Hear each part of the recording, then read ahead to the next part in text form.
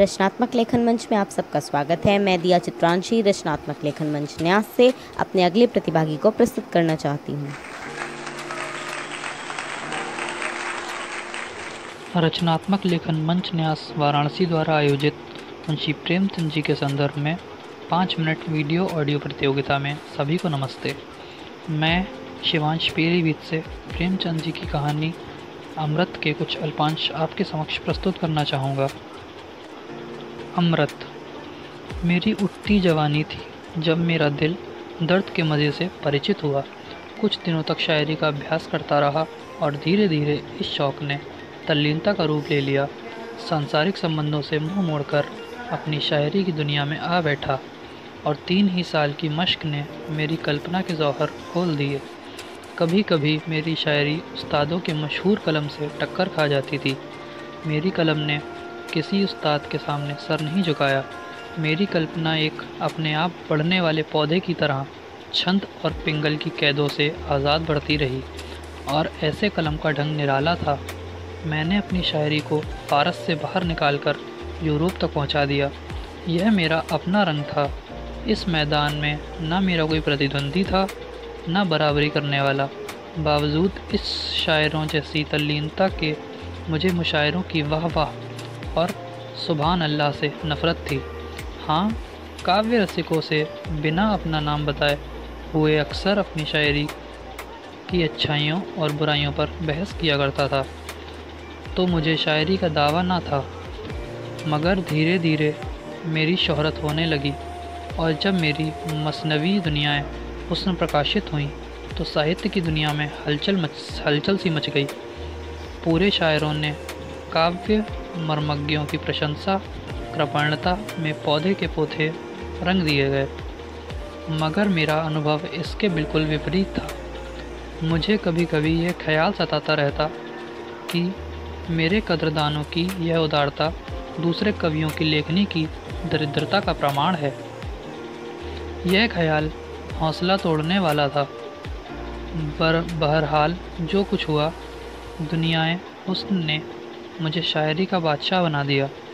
मेरा नाम हर एक ज़बान पर था। मेरी चर्चा हर एक अखबार में थी। शोहरत अपने साथ दौलत भी लाई। मुझे दिन रात शेरो शायरी के अलावा और कोई काम ना था। अक्सर बैठे बैठे रातें गुजर जाती और जब कोई चुभता हुआ शेर कलम से निकल जाता तो मैं खुशी के मारे उछल पड़ता। मैं अब तक शादी ब्याह की कैदों से आज़ाद था, या यूँ कहिए कि मैं उन सब मज़ों से अपरिचित था जिनमें रंग की तलखी भी है और खुशी की नमकीनी भी।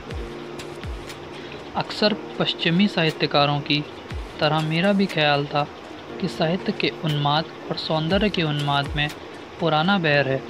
मुझे अपनी ज़बान से कहते हुए शर्मिंदा होना पड़ता है कि मुझे अपनी तबीयत पर भरोसा ना था। जब कभी मेरी आंखों में कोई मोहिनी सूरत घूम जाती तो मेरे दिल पर और दिमाग पर एक पागलपन सा छा जाता। हफ्तों तक अपनों को भूलता हुआ सा रहता। लिखने की तरफ तबीयत किसी तरह ना झुकती।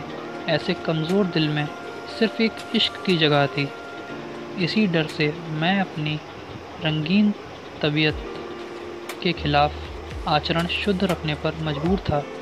कमल की एक पंखुड़ी, श्यामा के एक गीत लहलहाते हुए एक मैदान में मेरे लिए जादू का सा आकर्षण था।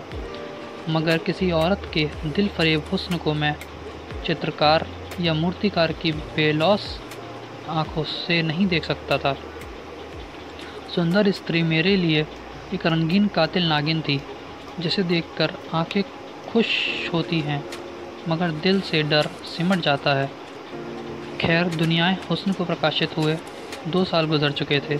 मेरी ख्याति बरसात की उमड़ी हुई नदी की तरह बढ़ती चली जा रही थी। ऐसा मालूम होता था जैसे मैंने साहित्य की दुनिया पर कोई वशीकरण कर दिया है।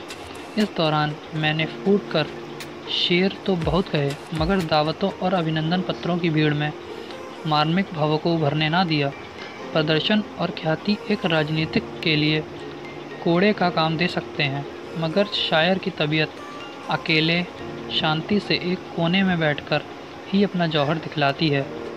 चुनांचे में इन रोज़ बरोज़ बढ़ती हुई बेहुदा बातों से गला छुड़ाकर भागा और पहाड़ के एक कोने में जा छिपा। नैरंग ने वही जन्म लिया